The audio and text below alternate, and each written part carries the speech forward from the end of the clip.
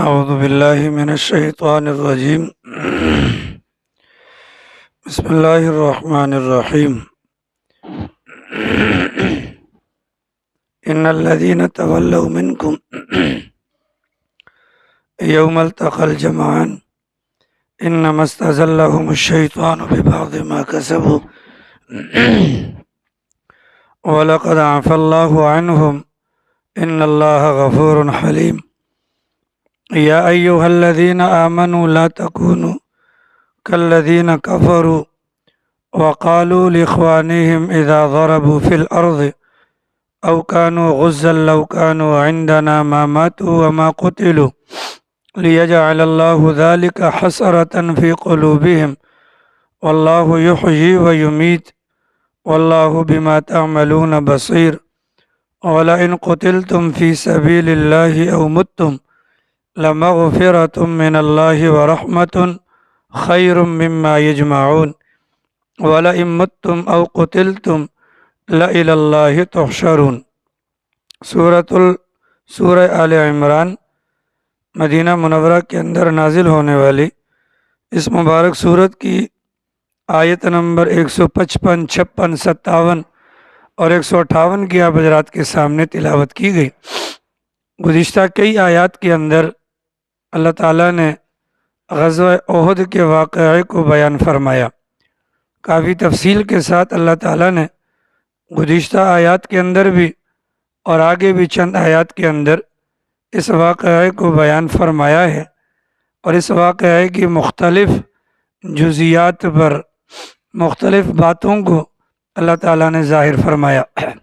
آپ حضرات جانتے ہیں اسلام کا پہلا غزوہ جس کو غزوہ بدر کہا جاتا ہے، اس میں مسلمانوں کو اللہ تعالیٰ نے فتح یابی سے ہمکنار فرمایا۔ مسلمانوں کا جانی نقصان بھی بہت کم ہوا، صرف اور صرف 14 بندے شہید ہوئے، اور مسلمانوں کو کامیابی جو ملی وہ بہت بڑی تھی کہ 70 کے لگ بھگ کافر اللہ تعالیٰ نے مروائے، 70 کے لگ بھگ اللہ نے قید کروائے، اور اس کے نتیجے میں مال غنیمت بھی ملا اور فدیہ بھی ملا۔ اور جو دوسری جنگ لڑی گئی غزوہ احد کے نام سے، مدینہ منورہ کے اندر احد کے میدان کے سامنے جو جنگ لڑی گئی، اس جنگ کے اندر مسلمانوں کا پلڑا ابتدائی لمحات کے اندر بھاری رہا۔ اللہ کے نبی علیہ السلام کی ہدایات کو سمجھنے میں غلطی ہونے کی بنیاد پر اللہ تعالیٰ نے میدان کا نقشہ تبدیل کیا، اور نتیجتاً دن کے آخری حالت کے اندر یا دن کے آخری اوقات کے اندر مسلمانوں کو وہ نتیجہ برآمد نہ ہوا جو دن کی ابتدائی حالت کے اندر موجود تھا۔ مسلمانوں کا جانی نقصان بھی ہوا، مسلمانوں میں سے کوئی ایک بندہ بھی ایسا نہیں تھا کہ جو زخمی نہ ہوا ہو۔ تو مسلمان اس بنیاد پر بہت زیادہ پریشان تھے۔ اللہ تعالیٰ نے ما قبل والی آیات کے اندر بھی اور ان آگے والی آیات کے اندر بھی اس بات کو بیان فرمایا کہ پریشان ہونے کی کیا بات ہے، پریشان ہونے کی کیا بات ہے۔ اصل اس سبب کی طرف جانے کی ضرورت ہے کہ جس سبب سے یہ پریشانی آئی، اور وہ سبب کیا تھا؟ رسول اکرم صلی اللہ علیہ وسلم کی بات کو، حکم کو سمجھنے کے اندر جو غلطی سے غلطی ہوئی، یعنی جان بوجھ کر تو غلطی نہیں ہوئی، غلطی سے غلطی ہوئی، اس کی بنیاد پر اللہ تعالیٰ نے اپنی مدد کا ہاتھ اٹھا لیا۔ چنانچہ گزشتہ آیات کے اندر اس بات کو بیان کیا گیا۔ اس وقت کو یاد کرو کہ جب خالد ابن الولید رضی اللہ تعالی عنہ پیچھے سے حملہ آور ہوئے، تو پیچھے سے اور آگے دونوں اطراف سے جب مسلمان کافروں کے شکنجے میں پھنس گئے، افراتفری ہو گئی، تو ہر بندہ اپنی جان بچانے کے لیے دائیں بائیں کو جا رہا تھا، اور اللہ کے نبی علیہ السلام میدان کے اندر ایمان والوں کو آواز لگا رہے تھے۔ لیکن اس گھمسان کی جنگ کے اندر بھگ دڑ کی سی جو کیفیت تھی، تو کسی کے کان میں بھی اللہ کے نبی کی آواز نہ پہنچی۔ پھر اللہ کی طرف سے کرم نوازی ہوئی، اللہ نے وہ آواز مسلمانوں کے کانوں میں پہنچائی۔ مسلمان دیوانہ وار رسول اکرم صلی اللہ علیہ وسلم کی جانب پلٹے، زخموں سے چور چور تھے، لیکن پیغمبر کی آواز پر لبیک کہہ کر جو مسلمان پلٹے، اللہ تعالیٰ نے انعام کے طور پر ان پر نیند کو مسلط کر دیا۔ اس نیند کی وجہ سے دماغ کی تھکاوٹ بھی دور ہو گئی، اس نیند کی وجہ سے جو جسمانی تکلیف تھی اس کے اندر بھی راحت اللہ نے پیدا فرما دی۔ اب یہ بات گزشتہ واقعہ یا گزشتہ آیات کے اندر اس بات کو بیان کیا گیا۔ اب یہ جو آگے والی آیات مبارکہ آپ حضرات کے سامنے تلاوت کی گئی ہے کہ ان کے اندر اللہ تعالیٰ اس کے سبب کو بیان فرما رہے ہیں کہ تمہارے ساتھ یہ معاملہ ہوا تو کیوں ہوا، تمہارے ساتھ معاملہ ہوا تو یہ کیوں ہوا۔ ظاہر ہے اللہ کے نبی موجود ہیں، حضرات صحابہ کرام سے بڑھ کر کوئی مبارک لوگ اس وقت روئے زمین پر موجود نہیں تھے۔ آخر کیا وجہ بنی کہ تمہاری فتح کو اللہ نے شکست کے اندر تبدیل کیا، تمہارے فائدے کو اللہ نے نقصان کے اندر تبدیل کیا، تمہاری خوشی کو اللہ نے غمی کے اندر تبدیل کیا۔ اللہ تعالیٰ نے اس کی وجوہات بتلائیں کہ یہ جو سب کچھ ہوا تھا اس کے پیچھے شیطان کا عمل دخل تھا، اس کے پیچھے شیطان کا عمل دخل تھا، یعنی وہ جب یکدم پیچھے سے اٹیک ہوا اس کی وجہ سے حضرات صحابہ کرام کا مجمع منتشر ہو گیا۔ ظاہر ہے کہ پیغمبر علیہ السلام وہاں پر موجود ہیں، تو منتشر ہونے سے پہلے ہونا تو یہ چاہیے تھا کہ پیغمبر کی اجازت لی جاتی، لیکن وہ جو منتشر ہوئے اور اپنی جان کو بچانے کے لیے دائیں بائیں کی سائیڈ پر ہو گئے، اللہ تعالیٰ فرماتے ہیں اس کی وجہ کیا ہے؟ شیطان نے پھسلا دیا، شیطان نے ان کو اپنی جگہ پر قائم نہ رہنے دیا۔ اگلا سوال، شیطان نے یہ کاروائی کیوں کی؟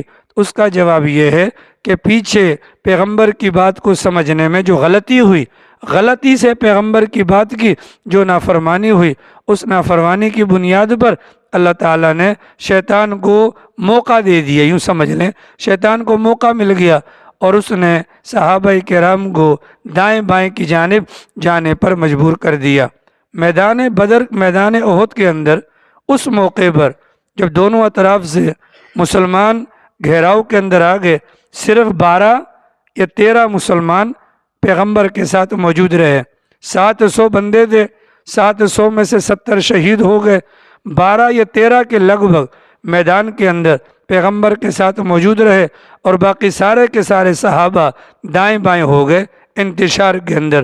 سمجھ نہیں آ رہی تھی۔ اب جب صحابہ کرام دائیں بائیں ہو گئے، اس دائیں بائیں ہونے کی وجہ اللہ نے بیان کر دی۔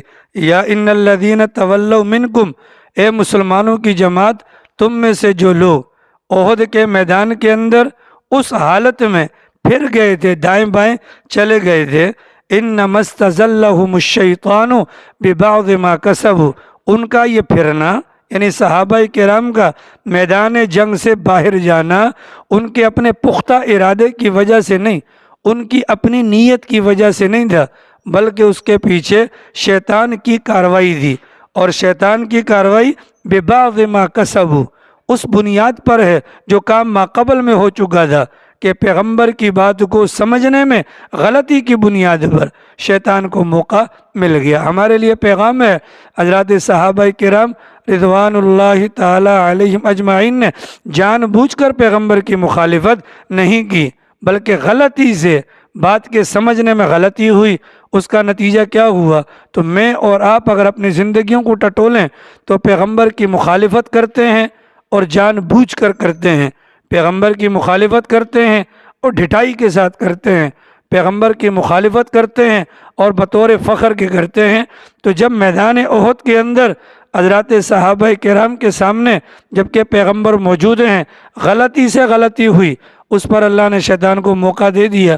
تو سوال یہ ہے، ہم تو جان بوجھ کے کرتے ہیں، تو پھر کیا ہوگا؟ شیطان تو ہمارا بغل بچہ بن جائے گا، شیطان ہمارا بغل بچہ بنے گا یا میں اور آپ شیطان کے بغل بچہ بنیں گے؟ شیطان ہمارا اعلیٰ کار بنے گا یا میں اور آپ شیطان کے اعلیٰ کار بنیں گے؟ لیکن بہرحال یہ سب کچھ جو ہوا سو ہوا۔ وَلَقَدْ عَفَا اللَّهُ عَنْهُمْ، اللہ فرماتے ہیں اس موقع پر پیغمبر کی بات کو سمجھنے میں جو غلطی ہوئی اس کو بھی اللہ نے معاف کر دیا۔ میدان کے اندر اس موقع پر ڈٹنے کے بجائے دائیں بائیں جانے کو بھی اللہ نے معاف کر دیا۔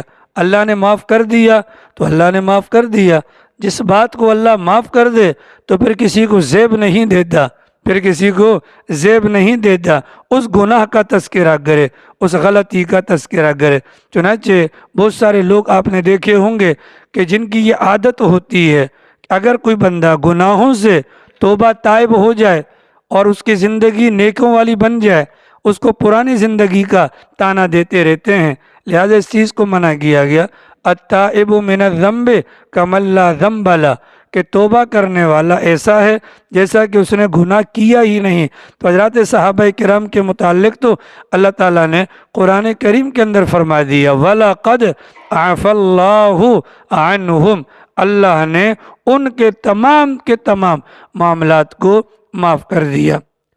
اتنی بات واضح ہو گئی جی۔ اگلی بات سنیے جی، اللہ کے نبی علیہ السلام سے بغض اور پیغمبر سے دشمنی کی بنیاد پر یہودیوں نے کبھی بھی پیغمبر کو تسلیم نہیں کیا اور پیغمبر کے صحابہ کو بھی تسلیم نہیں کیا۔ پھر صحابہ کرام میں سے وہ صحابہ کرام جو پیغمبر کے زیادہ قریبی تھے ان کو تسلیم نہیں کیا۔ اللہ کے نبی کو راستے سے ہٹانے کی کوشش کی، یہودی اور منافقین ناکام ہو گئے، اور اسی طریقے سے جو صحابہ کرام ہیں ان کو ہٹانے کی کوشش کی، میدان کے اندر کامیاب نہ ہوئے۔ چنانچہ یہودیوں نے حضرات صحابہ کرام کے خلاف لوگوں کی ذہن سازی کرنا شروع کر دی۔ چنانچہ پھر صحابہ کرام میں سے سب سے زیادہ جو ٹارگٹ کیا گیا ان معاملات کے اندر سیدنا عثمان غنی رضی اللہ تعالی عنہ کو ٹارگٹ کیا گیا۔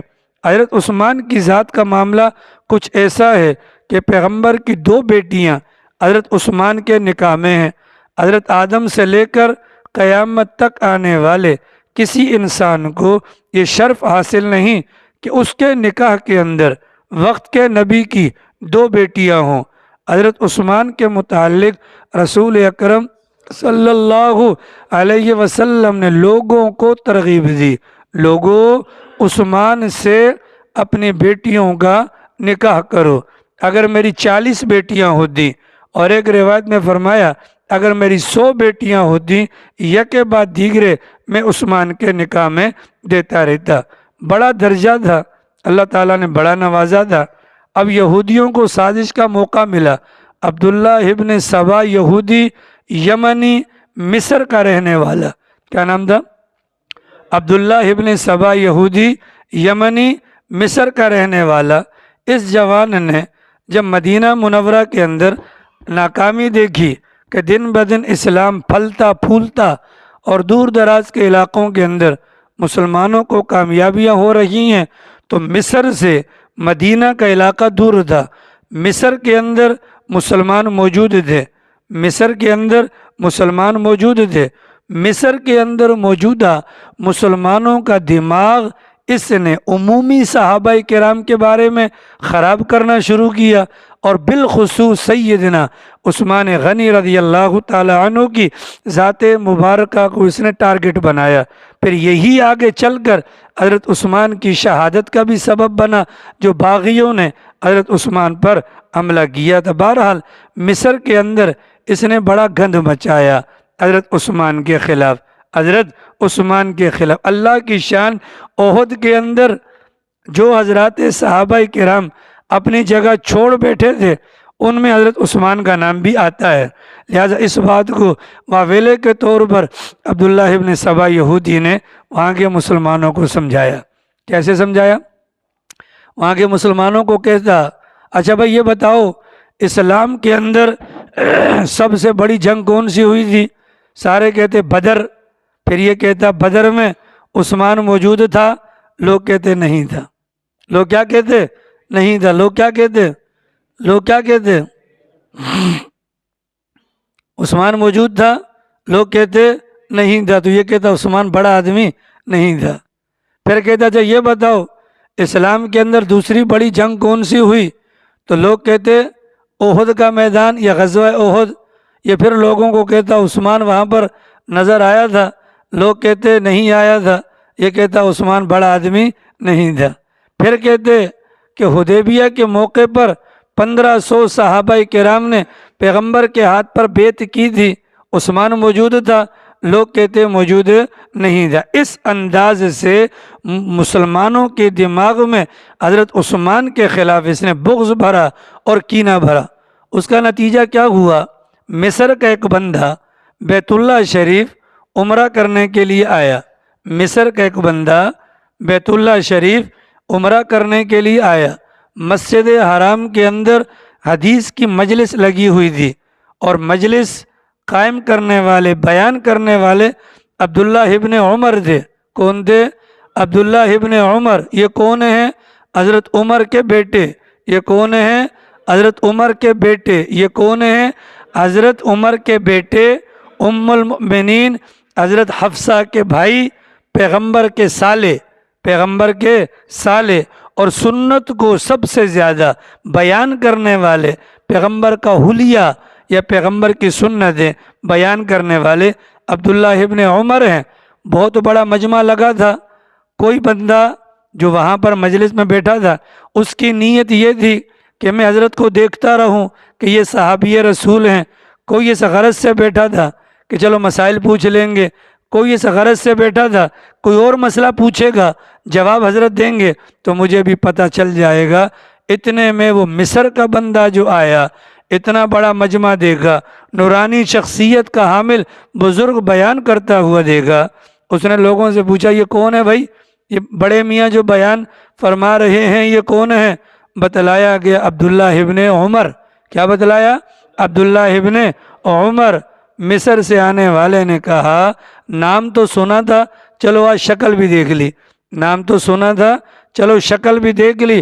مجمع کو پھلانگتا پھلانگتا پھلانگتا عبداللہ ابن عمر کے سامنے آ کر بیٹھ گیا اور کہنے لگا حضرت میری تمنا تھی آپ سے ملاقات ہو جائے، اللہ نے ملاقات کروا دی۔ 3 سوال ہیں جی۔ کتنے سوال ہیں؟ 3 سوال ہیں، اگر آپ جواب دے دیں تو آپ کی بڑی مہربانی ہوگی۔ سوال نمبر پہلا میرا یہ ہے، حضرت عثمان کیسے آدمی تھے؟ اچھے یا برے؟ سوال کیا ہے؟ حضرت عثمان کیسے آدمی تھے؟ اچھے یا برے؟ تو حضرت عبداللہ ابن عمر نے کہا کہ اچھے آدمی تھے۔ اچھا حضرت یہ بتلائیں کہ حضرت عثمان کا درجہ کیا تھا؟ حضرت عثمان کا درجہ مقام کیا تھا؟ عبداللہ ابن عمر کہنے لگے اللہ کے نبی کے بعد سب سے بڑا درجہ ابو بکر کا، دوسرے نمبر پر درجہ حضرت عمر کا، تیسرے نمبر پر درجہ حضرت عثمان کا۔ ٹھیک ہے، اچھا جی حضرت جی آپ نے بتلایا اچھے آدمی تھے، تیسرا درجہ تھا۔ آخری سوال میں آپ سے پوچھتا ہوں کہ یہ بتلائیے کہ بدر کی لڑائی میں عثمان تھا؟ عبداللہ ابن عمر نے کہا نہیں تھا۔ اچھا احد کی لڑائی میں بھاگنے والوں میں عثمان تھا؟ عبداللہ ابن عمر نے فرمایا بالکل تھا۔ اچھا حدیبیہ کی لڑائی میں عثمان تھا؟ عبداللہ ابن عمر نے کہا بالکل نہیں تھا۔ یہ سن کر وہ مصر سے آنے والا اتنا خوش ہوا، اس نے کہا اللہ اکبر، کہ ہمیں جو بتلایا گیا عثمان کے بارے میں وہ باتیں بالکل سچ ہوئیں، اور خوشی کے مارے اٹھ کر جانے لگا۔ عبداللہ ابن عمر نے اس کا دامن پکڑا، بیٹھ پتر جو سوالات تو دماغ میں جمع کر لایا ہے ان سوالات کے جوابات بھی سن لے تاکہ کام آ جائیں گے۔ تمہارا پہلا سوال تھا حضرت عثمان بدر کی لڑائی میں شریک نہیں ہوئے تھے، تو میں نے کہا بالکل نہیں ہوئے تھے۔ اب جواب سن، حضرت عثمان نے کپی تیار کی تھی، ستو پکڑ لیا تھا، ستو کپی کے اندر ڈال دیا تھا، کھجوریں کے تھیلے کے اندر ڈال کر بھر لی تھیں، ساز و سامان ہتھیار لگا کر پیغمبر کے ساتھ چلنا شروع کر دیا تھا۔ لیکن اللہ کے نبی نے حضرت عثمان کو کہا آپ نہیں جائیں گے جہاد میں۔ حضرت عثمان نے کہا سرکار یہ اسلام کا پہلا موقع ہے کہ اسلامی جنگ کا آغاز ہو رہا ہے، میں محروم نہیں رہنا چاہتا۔ اللہ کے نبی نے فرمایا تمہارے نکاح میں ہماری بیٹی رقیہ بیمار ہے، گھر پر ان کی تیمارداری والا کوئی نہیں ہے، ان کو کھلانے والا پلانے والا ان کی خدمت داری کرنے والا، آپ گھر پر ان کی خدمت کریں۔ حضرت عثمان نے کہا سرکار اڑوس پڑوس کی عورتوں سے میں نے کہہ دیا ہے ان کے کھانے پینے کا خیال رکھیں گی۔ اللہ کے نبی نے فرمایا دن کے اوقات میں تو وہ خیال رکھیں گی، لیکن رات کو جب وہ واپس چلی جائیں گی پھر کیا بنے گا؟ آپ نہیں جا سکتے۔ حضرت عثمان بے چین تھے تو اللہ کے نبی علیہ الصلاۃ والسلام نے فرمایا عثمان تمہارا جانا یا نہ جانا برابر ہے، تمہیں اجر و ثواب وہی ملے گا جو بدر کے لوگوں کو ملے گا۔ چنانچہ حضرت عثمان گئے نہیں۔ کیوں نہیں گئے؟ پیغمبر کے حکم کی وجہ سے نہیں گئے، ٹھیک ہے، اور پیغمبر نے کہا کہ تمہیں اجر انہی جیسا ملے گا۔ چنانچہ بدر کی لڑائی کے اندر لوگوں کو جو حصہ ملا حضرت عثمان کا بھی حصہ لگایا گیا، اور بدر کی لڑائی میں شرکاء کا جب نام لیا جاتا ہے حضرت عثمان کا بھی نام لیا جاتا ہے۔ عبداللہ ابن عمر نے مصر سے آنے والے بندے سے کہا بدر کی لڑائی میں نہ جانے کی وجہ یہ واقعہ تھا، اپنا دماغ صاف کر لے۔ بات واضح ہو گئی؟ نمبر 2، تم نے کہا احد کی لڑائی کے اندر حضرت عثمان بھاگ گئے تھے، تو بات یہ ہے اللہ تعالیٰ نے قرآن کریم کے اندر یہ بات پہلے ہی بیان کر دی کہ ان کا اس موقع پر حضرات صحابہ کرام کا اپنی جگہوں کو چھوڑ دینا یہ کس بنیاد پر ہوا؟ شیطان کے عمل دخل کی وجہ سے۔ اور شیطان جری کیسے ہوا؟ پیچھے پیغمبر کی بات کو سمجھنے میں غلطی ہوئی۔ اللہ تعالیٰ سب کچھ جاننے کے باوجود اس بات کو معاف کر چکا ہے۔ وَلَقَدْ عَفَا اللَّهُ عَنْهُمْ، لہذا حضرت عثمان کی ذات کو لے کر احد کے میدان والے واقعے کو بنیاد بنا کر تمہارے لیے اعتراض کی گنجائش نہیں ہے۔ 2 جواب ہو گئے۔ اچھا حدیبیہ کی بات تم کرتے ہو، تو حدیبیہ کا معاملہ یہ ہوا تھا کہ حدیبیہ مکہ مکرمہ سے 6 میل کی مسافت پر ہے۔ 1500 صحابہ کرام احرام باندھ کر آئے تھے۔ کافروں نے یہ سوچا کہ یہ لڑنے کے لیے آئے ہیں، وہ لڑنے کے لیے تیار ہوئے، وفود کی آمد و رفت شروع ہوئی، سرد اور گرم باتیں ہوئیں، نتیجہ نکل نہیں رہا تھا۔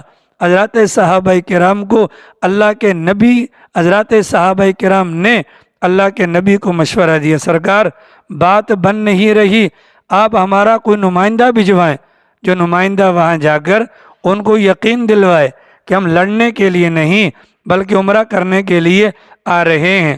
اللہ کے نبی نے اس رائے کو پسند کیا، حضرت عمر کو بلوایا، حضرت عمر کو بلا کر فرمایا کہ لوگوں کی رائے یہ بنی ہے کیا ہم اپنا نمائندہ بھجوائیں، اور میری رائے یہ ہے کہ آپ ہمارے نمائندے بن کر مکہ والوں کے پاس جائیں، ان کے سرداروں کو سمجھائیں ہماری غرض فقط عمرہ کرنے کی ہے، باقی اور کسی بھی کارروائی وغیرہ کی نہیں ہے۔ حضرت عمر نے کہا سرکار آپ کی بات سر آنکھوں پر، لیکن میرا مزاج سخت، اگر وہ کوئی الٹی بات کریں گے تو نتیجہ کیا ہو جائے گا؟ بات بننے کے بجائے بگڑ جائے گی۔ اگر آپ حکم دیتے ہیں میں چلا جاتا ہوں، لیکن مزاج میرا سخت ہے، اگر وہ الٹی بات کریں گے تو بات بگڑ جائے گی، لہٰذا آپ ایسا کریں حضرت عثمان کو بھجوا دیں۔ اس بندے کے اندر اللہ نے یہ خوبی رکھی ہے، یہ سنتا بھی ہے اور سناتا بھی ہے، برداشت بھی کرے گا اور اپنا غصہ بھی نکالے گا۔ حضرت عثمان کو وہاں سے بھجوایا جاتا ہے۔ مکہ مکرمہ احرام کی حالت میں ہوتے ہیں۔ کافروں نے حضرت عثمان سے کہا آپ طواف کرنا چاہیں کر لیں، صفا مروہ کے درمیان اگر آپ سعی کرنا چاہیں کر لیں۔ حضرت عثمان نے فرمایا جب تک رسول اکرم صلی اللہ علیہ وسلم طواف نہیں کر لیتے یا سعی نہیں کر لیتے میں نہیں کروں گا۔ کافروں نے حضرت عثمان کو اٹھایا اور کعبۃ اللہ کے اندر بند کر کے آگے سے تالا لگا دیا، اور یہاں سے یہ خبر مشہور ہو گئی حضرت عثمان کو شہید کر دیا گیا۔ حضرت عثمان کی شہادت کی خبر جب اللہ کے نبی کو پہنچی تو کیکر کے درخت کے نیچے اللہ کے نبی علیہ السلام نے 1500 صحابہ کرام کو جمع کیا اور وہاں پر بیعت کا معاملہ ہوا۔ بیعت کے معاملے کے اندر جب بیعت مکمل ہو گئی پھر اللہ کے نبی نے فرمایا صحابہ سے یہ کیا ہے؟ صحابہ نے کہا سرکار آپ کا دایاں ہاتھ ہے۔ پھر فرمایا یہ کیا ہے؟ فرمایا یہ میرا بایاں، یہ آپ کا بایاں ہاتھ ہے۔ اللہ کے نبی نے دایاں ہاتھ یوں رکھا، فرمایا کہ یہ میری طرف سے بیعت، اور عثمان چونکہ ہمارے کام سے گیا تھا اس بنیاد پر یہ میرا بایاں ہاتھ یہ عثمان کا ہاتھ ہے، اور اس کی طرف سے میں بھی بیعت کرتا ہوں۔ اس ہاتھ کے اوپر اب پھر اللہ کا ہاتھ کیسے آیا؟ ید اللہ، اللہ تعالیٰ کا ہاتھ ان کے ہاتھ پر آ گیا۔ حضرت عبداللہ ابن عمر نے یہ پورا واقعہ سنا کر وہاں سے مصر سے آنے والے اس بدبخت عبداللہ ابن سبا یہودی کے نام لیوا کو اس انداز سے لاجواب کیا کہ تمہارے دماغ کے اندر حضرت عثمان کے متعلق جو یہ گند بھرا ہوا ہے، اب خود سوچئے ایک بندہ صرف ظاہر ہوا، اس کے دماغ کا گند واضح ہوا، تو مصر کے اندر اس نے کتنی محنت کی کہ پھر آگے چل کر حضرت عثمان کو شہید کرنا یا ان کی خلافت کے متعلق جو بغاوت کا معاملہ ہوا وہ ساری عبداللہ ابن سبا یہودی کی کارستانی تھی۔ ٹھیک ہے، جاگ جاؤ بھائی، جاگ جاؤ۔ وَلَقَدْ عَفَا اللَّهُ عَنْهُمْ، اس پر میں نے آپ کو یہ بات سنائی کہ حضرت عبداللہ ابن عمر نے بھی یہی کہا، اللہ نے ان کو کیا کر دیا؟ معاف کر دیا۔ آپ اور میں معافیاں مانگتے ہیں اس یقین پر اللہ چاہے گا تو معاف کرے گا، اور صحابہ کرام کے لیے پہلے سے سرٹیفکیٹ موجود ہے، لہٰذا یاد رکھیے گا ان کی اس قسم کی باتوں کے اندر اپنے ایمان کو خراب ان اللہ، اللہ تعالیٰ کی ذات غفور، معاف کرنے والی ہے، حلیم، بردبار ہے۔ کیا ہے؟ بردبار۔ اللہ میاں کو پتہ تھا کہ صحابہ کرام سے پیغمبر کی بات کو سمجھنے میں غلطی ہوئی ہے، جان بوجھ کر تو تصور بھی نہیں کیا جا سکتا۔ یا ایھا الذین آمنو، اے ایمان والو، 700 کو مخاطب ہیں، وہ جو 300 بھاگ گئے تھے نا، ہماری طرح کے منافق، ہماری طرح کے جو منافق بھاگ گئے تھے نا، ان کی جو کارستانیاں ہیں، اللہ کو بڑا غصہ آیا۔ اللہ فرماتے یا ایھا الذین آمنو، اے وہ 700 ایمان والو، لا تکونو، مت ہو جانا، کالذین، ان لوگوں کی طرح، کفروا، جو کہ کافر ہیں، جو کیا ہیں؟ کافر ہیں۔ مطلب وہ کافر کون سے والے ہیں؟ منافقین والے۔ وقالوا لاخوانہم، اور انہوں نے اپنے بھائیوں سے کہا، اذا ضربوا فی الارض، جب ان کے بھائی زمین میں چل رہے تھے جہاد کی نیت سے، او کان غزن، یعنی سفر کر رہے تھے یا وہ جہاد کر رہے تھے، لو کان عندنا ما ماتوا وما قتلوا، اگر ہمارے ساتھ ہوتے تو قتل نہ کیے جاتے، ہمارے ساتھ ہوتے تو قتل نہ کیے جاتے، ہمارے ساتھ ہوتے تو قتل نہ کیے جاتے۔ امریکہ بابا بھی کہتا ہے ہماری شرائط مان لو، ڈیفالٹ سے بچ جاؤ گے۔ سمجھ میں آ رہی ہے سر؟ ہاں جی، سمجھ میں آ رہی ہے؟ امریکہ بابا بھی یہی کہتے ہیں، لو کان عندنا ما ماتوا وما قتلوا، ہمارے ساتھ ہوتے تو ایسا کچھ بھی نہ ہوتا۔ لیجعل اللہ، اللہ کیوں فرماتے ہیں جیسے مت ہو جانا؟ اس بنیاد پر کل قیامت کا دن بھی تو آنا ہے نا، بولو قیامت کا دن بھی تو آنا ہے۔ تو میں نے آپ کو کہا تھا گزشتہ کسی درس کے اندر، شہید کو اللہ جو مقام دے گا، اس مقام کو، درجے کو دیکھ کر جو بستر پر مرنے والے ہوں گے وہ تمنا کریں گے، اے کاش ہمیں دنیا میں ہمارے بدن کو کینچیوں سے کاٹ دیا جاتا اور آج یہ مقام ہمیں مل جاتا۔ لیجعل اللہ ذالک، اللہ نے حکم اس وجہ سے دیا تاکہ اس قسم کے مشورے دینے والوں کے دل میں اس بات کی حسرت رہے، کیا رہے؟ کیا رہے؟ کیا رہے؟ حسرت کا مطلب سمجھتے؟ افسوس۔ کیا؟ افسوس۔ واللہ یحیی و یمیت، تو بستر پر اپنا میدان جنگ کے اندر مرتا کوئی نہیں ہے۔ واللہ یحیی، زندہ کون کرتا ہے؟ اللہ۔ موت کون دیتا ہے؟ خالد ابن الولید رضی اللہ تعالی عنہ کی وفات کا وقت قریب آیا، لوگ آئے عیادت کرنے کے لیے، حضرت رو رہے تھے۔ حضرت کیا کر رہے تھے؟ رو رہے تھے، حضرت رو رہے تھے۔ آنے والوں نے سمجھا کہ شاید موت کی گھبراہٹ یا دنیا کے چھوٹنے کا غم یا زندگی کے اتمام کی وجہ سے، تو پوچھا کہ خیر ہے، آپ کی زندگی تو بڑی سعادت والی گزری، بڑے نیکی کے کام کیے، دنیا سے تو ہر ایک کو جانا ہے۔ خالد ابن الولید فرمانے لگے، رونا اس بات کا نہیں ہے کہ مر رہا ہوں، رونا اس بات کا ہے ساری زندگی میدان کے اندر زندگی گزاری اور موت آ رہی ہے تو بستر پر ایڑیاں رگڑ رگڑ کر۔ ٹھیک ہے، واللہ یحیی، اللہ زندہ کرتا ہے، اللہ زندگی دیتا ہے، اور اللہ ہی ٹھیک ہے، کیا کہا؟ اچھا پکی بات ہے، ایمان ہے اس بات پر، اللہ نصیب کر دے۔ ہاں، جی تو چاہتا ہے کہ میں بھی شہید ہو جاؤں، پر سنا ہے کہ ظالم جان سے مار دیتے ہیں، ہمارے والوں کی تو حال ایسی ہے۔ واللہ بما تعملون بصیر، اللہ تعالیٰ ان تمام کاموں کو جو تم کرتے ہو، اعمال ہو، اقوال ہو، افعال کچھ بھی ہوں، اللہ ان کو دیکھتا ہے۔ وَلَئِن قُتِلْتُمْ فِي سَبِيلِ اللَّهِ، اگر تم اللہ کے راستے میں قتل کر دیے جاؤ، اگر تم اللہ کے راستے میں قتل کر دیے جاؤ، او متم، یا اللہ کے راستے میں قتل نہ کیے جاؤ، جا کر واپس آ کر طبعی موت مر جاؤ، لَمَغْفِرَةٌ مِّنَ اللَّهِ، تو چونکہ تم گئے تھے نا، تم گئے تھے، موت وہاں مقدر نہیں تھی، اللہ کی مغفرت اور رحمت یہ خیرون، یہ بہتر ہے، مما یجمعون، جو اس وجہ سے نہیں جاتے کہ گھر پر بیٹھ کر مال و دولت کو جمع کریں گے۔ وَلَئِن مُتُّمْ او قتلتم، گھر پر مرو یا میدان میں مرو، لَإِلَى اللَّهِ تُحْشَرُونَ، تمہیں پھر بھی جمع کیا جائے گا۔ کیا کیا جائے گا؟ تمہیں پھر بھی جمع کیا جائے گا۔ ان مبارک آیات کے اندر اس بات کو بیان کیا گیا۔ اللہ تعالیٰ توفیق عمل نصیب فرمائے۔ اچھا بھائی، اگلی بات، یہ ہمارے ساتھی آئے ہیں پیچھے، بھائی صابر نقشبندی صاحب، آگے آ جائیں حضرت، آپ پیچھے گستاخی کر رہے ہیں۔ بھائی صابر صاحب آئے ہیں۔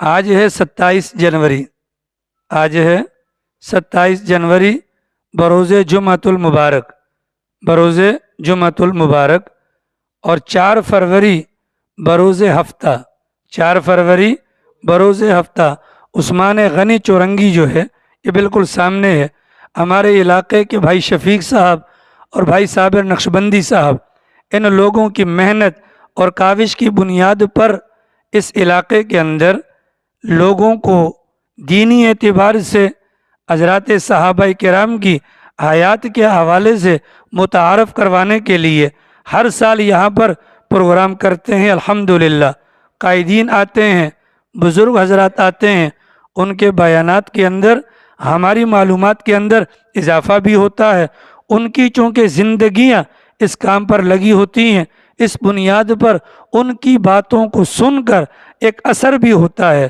تو 4 فروری بروز ہفتہ، ایک کل ہفتہ ہے 28 جنوری، اور ایک اگلا جو ہفتہ آئے گا وہ 4 فروری مغرب سے لے کر رات گئے تک انشاءاللہ یہاں پر اس چورنگی پر ایک کانفرنس ہوگی۔ آپ حضرات جانتے ہیں کہ پیغمبر علیہ السلام کا فرمان ہے، اصحابی کالنجوم، میرے صحابہ ستاروں کی مانند ہیں، فَبِأَيِّهِمْ مُقْتَدَيْتُمْ اهْتَدَيْتُمْ، جس صحابی کی بھی اقتداء کرو گے راہ راست پر چلے جاؤ گے۔ اب جس صحابی کی اقتداء کرو گے تو ظاہر ہے کہ صحابہ کے متعلق ہمیں معلومات ہوں گی تو ہم ان کو مقتدیٰ بنا پائیں گے۔ حضرات صحابہ کرام کی پوری جماعت میں اللہ تعالیٰ نے یہ صلاحیت رکھی تھی، ایک ایک صحابی امام بننے کا اہل تھا، ہر صحابی کو اللہ تعالیٰ نے بے شمار خصوصیات سے نوازا۔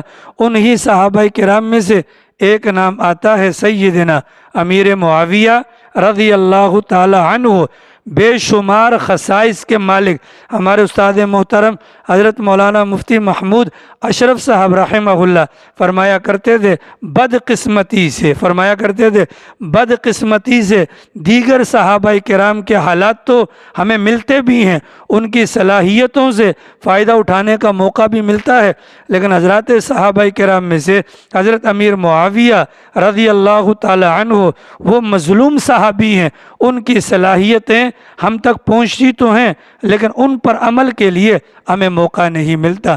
حضرت امیر معاویہ کی سیرت کو انشاءاللہ 4 فروری کو بیان کیا جائے گا۔ آپ حضرات سے سب سے میری گزارش ہے، ہفتے والے دن ہم قرآن کی چھٹی کریں گے انشاءاللہ۔ ہم کیا کریں گے؟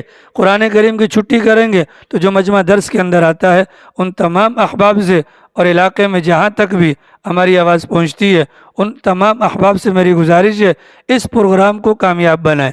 یہ پروگرام ہماری ضرورت ہے، بھلے وہ دیوبندی مسلک سے ہوں، بریلوی مسلک سے ہوں، اہل حدیث مسلک سے ہوں، صحابہ سب کے برابر ہیں، لہٰذا تمام تر اختلافات کو بالائے طاق رکھ کر اس پروگرام کو کامیاب بنائیں۔ کیا پتہ لگتا ہے اللہ تعالیٰ کی نظر رحمت اگر ہماری جانب متوجہ ہو گئی تو ہمارا بیڑا پار ہو جائے گا۔ تو پروگرام کا نام کیا حضرت؟ سیرت کاتب قرآن و فکر امیر عظیمت کے نام سے پروگرام 4 فروری بروز ہفتہ 2023 بمقام سیدنا عثمان غنی چورنگی ہفتے والے دن مغرب سے شروع ہو جائے گا۔ اپنی شرکت کو بھی یقینی بنائیں اور اس پروگرام کی کامیابی کے لیے دعا بھی فرمائیں۔ اللہ تعالیٰ توفیق عمل